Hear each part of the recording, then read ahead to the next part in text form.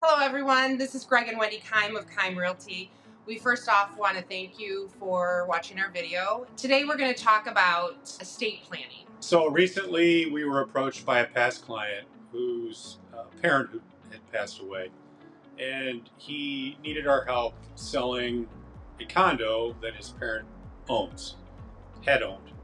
And so we're in Livonia today, and we're going to talk about the process that he and his family has gone through in terms of getting his parents' home ready for sale. There are some key items that you need to know and how to deal with getting a property ready to sell when you're dealing with death.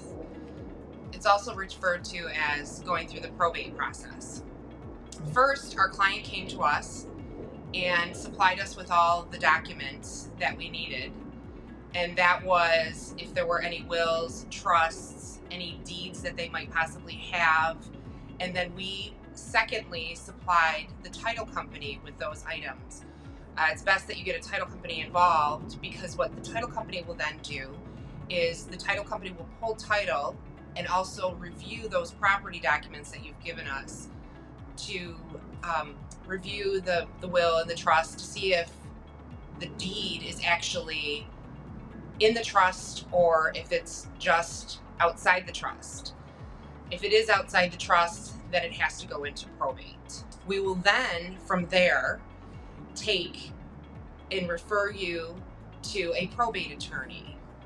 And in all these steps, we have you with us along the way. We have meetings with the title company, we have meetings with the attorney. Once you get to the attorney step, if it's not in the trust, it will then need to go onto probate. The attorney will get involved. The attorney will have you fill out all the documents. They'll also review the wills and the trust to see if there's any way to get around it.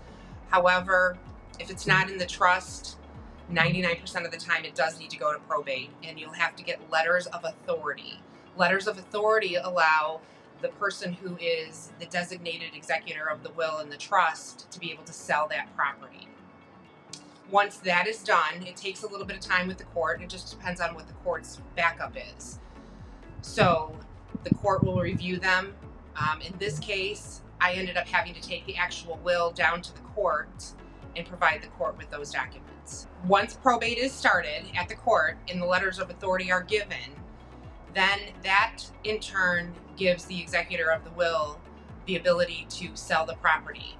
Now, the title company in this instance said that they want us to put the property and deed it into the trust.